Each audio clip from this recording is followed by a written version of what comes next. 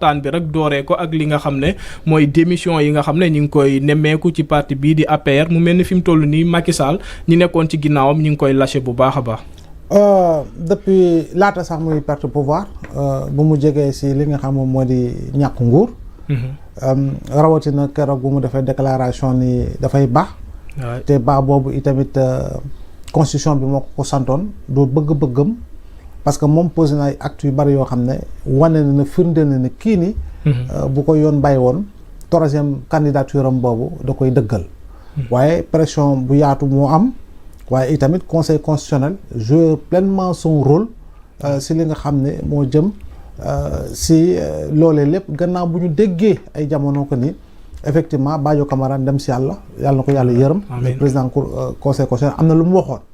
yaa ngi dégg kon bokk loolu la ñuy jàpp nii rek. moo di li am ba mu ñëwee itamit tànn ki nga xam ne moo di Amadou Ba gis nga am na ñu bari ñoo xam ne beddeeku nañu woon. rawatina nag bu ñu ñàkkee nguur.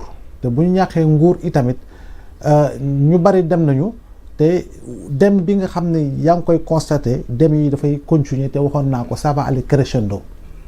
di nga gis beaucoup de leaders beaucoup de responsables. vont quitter et ça va continuer. Récemment j'ai vu que la dame Diegui a démissionné. ou a suspendu je sais pas elle quitte l'APR je crois bien c'est ce qu'elle a annoncé. Bien sûr, même voilà politique voilà elle quitte l'APR et d'autres également vont quitter le navire. parce que tout simplement APR boo koy xool dans sa configuration c'est une armée mexicaine. armée mexicaine. oui c'est une armée mexicaine. te loolu du jamono ji lañ ko tàmbalee wax ñoom biñ koy wax wala boog bokk naa si biñ koy wax ñoom ñu ngi si nguur. mais c'est une armée mexicaine. benn leader moo fa amoon muy président Macky Sall. entouré d'un conglomérat de responsables. maanaam ay responsables yu bari ñoo ko wër. waaye si responsable yooyu yëpp amul woon leader. benn leader rek moo fa nekkoon muy président Macky Sall. leader boobu nekk foofu ñu ne léegi yéen xanaa doo leen defar seen parti bi ngeen structuré ko comme ça Ndakaar ñu xam kan moo di responsable bi kan moo si leader bi. absolument Kaolack kan mooy leader bi foofu. Saint-Louis kan moo fay leader bi Ziguinchor kan moo fay leader ba Matam kan moo fay leader ba mais yooyu yëpp defuñu ko boobu nguur gu ñu yoroon taxoon na effectivement lépp li nga xam ne képp ku incarné leadership bay xaw a yéeg ñu dagg sa bopp ndem si yàlla maître Alioune Badara Cissé amul lu ñu ko deful biir APR. médiateur. waaw amul lu ñu ko deful biir APR réduire ko véritablement à sa plus simple expression. wax boobu de opposition bi lañ ko jagleel. non ñoom ñoo ko njëkk tàmbali nañ ko ci seen biir camp. ils l'ont réduit à sa plus simple expression au niveau de l'APR. Amadou Ba bu muy nekk candidat wa ilaa bañ koy tànn processus bi gis nga ko. il avait été réduit à sa plus simple expression. commençant par ki ko tànn muy président Macky Sall wëlbati ko ñi nga xam ne d'accord ñu ci choix bi te nekkoon biir APR doon wax ñoom ñooy APR légitime bi nga xam mooy historique bi.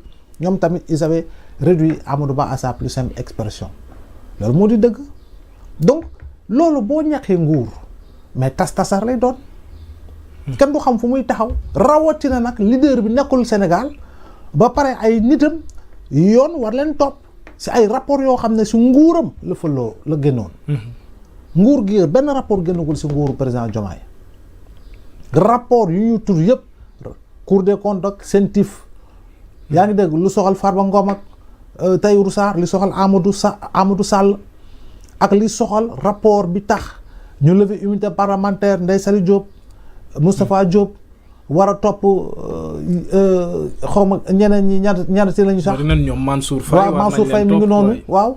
Moustapha Diop waaw mi ngi noonu. ak leneen li nga xam ne ñàngat la boo xam ne dëppoo na jóge na si kii nga xam ne mooy Ismaïla Madior bokkul ak Covid. waaye nag am na loo xam ne junj nañ ko ci te moom am na lu bari yëkkati na ko ci donc c'est normal loolu nag bu amee nga ñàkk nguur ñu bari nag dañ naan kii daf ñu tayle parce que moom président la bu muy dem dañ ko jox avion mu yëpp njabootam dem na mi ngi wër àddina def ay conférence waaye ñun fii ñu ngi fi di sonn yaa ngi gis ñu ngi fi di sonn kon boog ñenn ñi ils vont préférer s'isoler de la chose politique ñu fàtte leen amaana tuuti ñu nekk seen ay activités professionnelles amaana ñoo xam dañoo yor structure ñoo xam dañoo nekk ay consultants ñoo xam dañoo nekk leneen mais parti la boo xam ne dafay jur yeneen i parti comme l'ont vécu le PS à partir de 2000 encore que PS wala boppam sax amoon na structuration boo xam ne dafa traverser des décennies et des générations PDS dund na ko bu mu perte pouvoir bi 2012 xoola ñaata parti ñoo judd ci PDS bien vrai que PDS également parti la boo xam ne dafa structuré de bout en bout depuis sa création en août 1974 par véritablement le président Abdoulaye Wade. mais li xew lii nepp est-ce que kon Macky Sall amul ci part de responsabilité parce que soo xoolee li nga xam ne mooy APR wala boog Benno Bokk Yaakaar suñ daan dem élection mën naa jël le cas de Dakar gisoon nañ fi ki nga xam ne mooy Abdoulaye Diouf Sarr dafa bëggoon a dem ñu gis ku ci mel ni Mame Mbaye Niang taxaw ñeneen ak ñeneen taxaw mais ki nga xam ne mooy Macky Sall musu ci yëy yàbbi au contraire dafa wax ne liste parallèle moom daf ko doon encouragé. waaw mais xam nga li xew APR ak li am APR yëpp crise de leadership. guerre intestine te boobu ñu ngi su nguur. Le seul responsable il s'appelle le président du parti APR muy président muy Macky Sall. bu mu pertee nguur itamit ak li xew ak li nga xam ne doon na am biir APR ay nit di taxaw di défier yeneen i ay ministres sax à la limite. ay DG di taxaw di défier ouvertement ay ministres mais parce que moom la neexoon moo ko bëggoon. parce que en réalité c'était véritablement la politique du après moi le déluge pour reprendre Louis XVI. moom politique bu mu taxaw mooy loolu après moi le déluge tey jii nii bu ñu nee APR yow en dehors de Macky Sall bi nga xam muy comme ni ma ko waxee leader principal moom la. kan moo fay leader jamono ji. actuellement moom. kan nga mën a sa xel si kan la mën a dem ba nga ne kii mën na wutu président Macky Sall si président su parti bi. 16 vide. waaw kan nga xalaat ni kii mën na assurer intérimu président Macky Sall si APR. amu ci. doo si tudd kenn Abdoulaye Daouda Diallo laata ñuy dem présidentielle nga ko gëj a dégg. gis ko dégg sax xam nañ ne neexoowuñu woon. voilà tey duñu laalee. te gis nga ay nit yu bëggoon Abdoulaye Daouda Diallo nekk candidat nit yooyu yëpp àndoon si Abdoulaye Daouda nekk candidat ñoom ñëpp xeex Amadou Ba. ñoom ñëpp xeex Amadou Ba. Amadou Ba bu muy taxaw ba muy dem tey jii ak sa nouvelle responsabilité. Cheikh Oumar Anne anamu. waay. ana Zahra Iyane Thiam. silence la daal. waaw ñoom ñëpp ñu ngi si Amadou Ba. Amadou Ba la ñu àndaloon léegi est-ce que dañuy wéy di ànd ak moom gannaaw bi Amadou Ba ne moom dafay toog noppaliku sur le plan politique. tu vois un peu donc dama leen pour wax ni rek mbir bi dafa jaxasoo biir APR. kon boog comme ni ko jéggi bi defee. suba tam ni nga gisaat keneen ku dem ni nga gis ñeneen ñu dem entre temps aussi xam nga ni xel ni am na ay militants à la base yu nekkoon biir APR yoo xam ne tuxunuñu ñu ngi si yeneen parti amaana parti au pouvoir amaana ñu nekk si yeneen structure am na ñoo xam ne tey jii nii noppi nañu toog nañu defatuñu baaraam militant laa waxuma la sympathisant militant ki nga xam ni dafa engagé wu politiquement donc juste pour dire que aujourd'hui boo xoolee président Macky Sall il a été tête de liste. deful c'était une troisième candidature autrement. waay législative yi génn. moo nekkoon tête de liste. coalition Wallu. donc c'était une troisième candidature autrement il s'est pesé. Sénégalais yi joxuñu ko groupe parlementaire. groupe parlementaire laa wax Sénégalais joxuñu ko. parce que ñoom dañoo boole seen doole. pour mën a am groupe borom Oryx bi. borom Mbaaw. nu mu tudd kii Sall. Abdoulaye. Abdou Karim. waaw moom moo jël baatam dolli ko si wàllu pour ñu am groupe parlementaire. kon boog moom si président Macky Sall dontale dafa beddi woon jàppalewul Amadou Ba faalewu ko si candidature am ba. mais ba mu nekkee tête de liste. joxuñu ko groupe parlementaire. est-ce que kon mën nañu wax on tend vers la mort de APR. non l'APR aujourd'hui l'APR est dans un coma politique. l'APR. jamono ji l'APR est dans un coma politique. dina yeewu wala dafay jaar na. non yeewu moom dina jafe lool. je ne sais pas par quelle alchimie. véritablement ils vont passer mais ce sera un combat titanesque. aujourd'hui ñoom. kenn la ñu yaakaar ba tey muy Macky Sall bi fi jógee il y a quelques mois. kenn lañu yaakaar ba tey mooy Macky Sall bi nekkoon tête de liste te sénégalais joxuñu ko lu mat groupe parlementaire. moo tax booy xool il montre tout ce qu'il faut autour de Macky Sall. ils font tout pour que l'on parle de Macky Sall tout le temps parce que ñoom préparé ñu beneen leader et ils se disent non mi ngi am jéego yu muy teg pour 2029 mu mën a ñëw léegi nag dañuy créer situation namm nañ ko mos dem namm nañ ko situation ba lu ñuy créer namm nañu Macky Sall sénégalais namm nañu Macky Sall moo tax gis nga argumentaire bu ñuy teg le plus souvent mooy ñi fi nekk xamuñu dara ñu fi nekk ay cuune lañu ñu fi nekk mënuñu ñu fekk tële nañu bon seen argument la bu leen neexee mais argument bi tax ñu ne mën nañu tële nañu il faut yow nga teg ko sur la table par rapport à des arguments techniques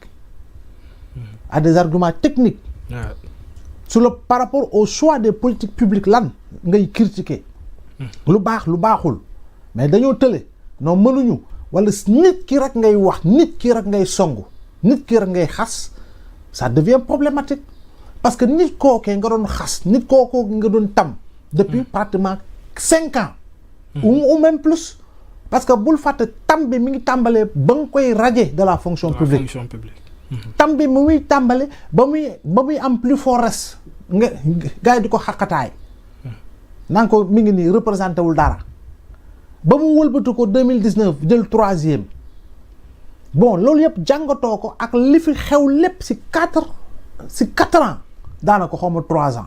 li fi xew lépp léegi yow nit ki bu demee ba jël nguur gi nga maintenir même tempo d'attaque boobu même niveau d'attaque boobu. mais Omar est-ce que doo sonal sa bopp.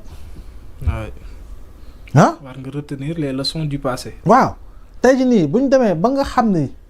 ku si nekk yaa ngi jéem a yëngu yaa ngi jéem a defaru yaa ngi jéem a am nooy gisee toujours ba pare di appuyer wu si ay nit yoo xam ne nit yooyu 4 dernières années yi utiliser nga leen wax nañu si réseaux sociaux yi nekk à l'étranger wu def nañu lu ne jiñ nañu lu ne génn nañu ay vidéo montage def nañu lu ne ça n'a pas marché réfléchis kon nga réfléchis yow mi yow yaa yoroon nguur yow parti bi yaa yoroon nguur te xoolal la nga jëflante lépp par rapport ak doole bi nga amoon puissance de frappe bi nga amoon sur le plan de la répression comme sur le plan financier ça n'a pas marché mais est-ce que doo changer de fusil d'épaule kon absolument xaw ma ndax yaa ngi may dégg comprendre naa bu baax xaw ma ndax Sénégal yi ñuy seetaan ñu ngi may comprendre nañ soo nekkee ci mbir kay doxul moom faaw nga changer stratégie mais mënuloo jàpp nit ki rek jël sa flèche rek topp ko rek 5 ans 6 ans 7 ans Facebook ngay gis ñoo xam ne nee nañu ay kilifa la ñu woon parce que amoon nañu fi ndombal tànk bu ñu bindee nga rus parce que chaque publication saaga la léegi yow da ngay def monitoring parce que tu da ngay jéem a seet kii la muy bind ak la muy wax na mu ñaawee ñàkk worma léegi ban xalaat la ko sénégalais jox da nga siy bàyyi xel yow parce que da ngay jàngat. quoi qu'on puisse dire Amadou Ba côté boobu tamit soo ko xoolee nga xam ne lu muy doxal am na vision. waaw non nouvelle responsabilité ak tekk bi. da ngay jàngat bi mooy da ngay gis publication yooyu da ngay gis il y a 2 jours. waaye ñeenti nit duñ ci commentaire. tu vois et ça va aller crescendo par rapport à cette dégringolade. Sur le plan de la perception et de la respectabilité da ngay la dégringolade day continuer di nga dem ba di nga def publication nit du ko xool. may mun a bu moo fi andi focus bi de. waaw non xam nga luy naax vu luy aju nu ko booy di bindee vu luy aju. focus bi ñu si bari. voilà ñu si bari. noonu la parce que en réalité. nit yi mënoon leen topp. ngay gis ay nit ñi di leen topp di commentaire si lu ñuy bind ñuy def contre argument parce que xam-xam la ñuy bind. waaye bu fekkee ni saa boo bindee titre bi saaga la. te même saaga bi ngay utiliser chaque jour daanaka. mais ci wàllum li nga xam ne mooy démission yi lan nga ci jàpp dañuy daw li nga xam ne mooy la reddition des comptes wala boog dañoo bëgg transhumé en quelque sorte démission moom taxut ñu ne démission.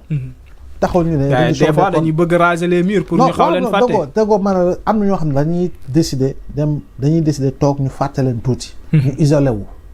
ba nga xam ne sax yow ak keneen ci ñeneen ñi ciy wax sax dañ leen di fàtte. mais dossier moom bu yëngatoo te mu soxla reddition des comptes. démission ak nëbbatu ak làqatu ak raser les murs. amu si sens. transhumance bi nag. transhumance fu mu toll nii pour nga transhumer jamono ji dina jafe de. waaw dina jafe lool sax parce que tamit ñoom ñi fi nekk ñoom dañoo am seen ay gardien de te ñoom seen gardien yooyu ay bazooka la ñu yor ay jaaseeg ay mboldeek lu nekk la ñu yor. ñoom seen yaram daa tàng xaw ma lu mu xeeb ñu demee noonu. mais je pense que nit mën na far fu ko neex dem fu ko neex c'est son droit le plus absolu. mais tamit politique dafa am morale dafa am éthique maanaam. dafa am déontologie politique. mën see ñàkk ay nit mën nañoo bañante dóorante ba nga foog ni ñiy saye mais suba ñu ànd mën na ne. am na ñoo xam ne dañuy ànd ba nga ni mënuñ dara mënul xew seen diggante suba ñu tàkkali ko. mais li nga wax sànq mooy problème bi gars yi dañoo am seen ay gardien gis nañ fi El Malick bi mu demee Louga. clin d'œil bi mu defoon Moustapha Diop booy yi dañoo daal ci kawam. coow li bari lool sax. te Moustapha Diop mi ngi ni gis nga ko. malgré ce clin d'œil dont on parle. reddition des comptes mi ngi dal ci kawam. bu baax léegi di xool ndax moo def wala deful. moo def wala deful. am na solo. dara. ñu jàll ci beneen rek wax ci li nga xam ne mooy wàllum parti politique yi comme ni ñu nekkee ci domaine boobu ba léegi sax parce que gis nañ ne dialogue bi nga xam ne war nañ ko organiser le 28 mai j'espère le président de la République bokk na ci thèmes yi ñu war a waxtaanee muy wàllum rationalisation des partis politiques actuellement Sénégal ñuy wax plus de 3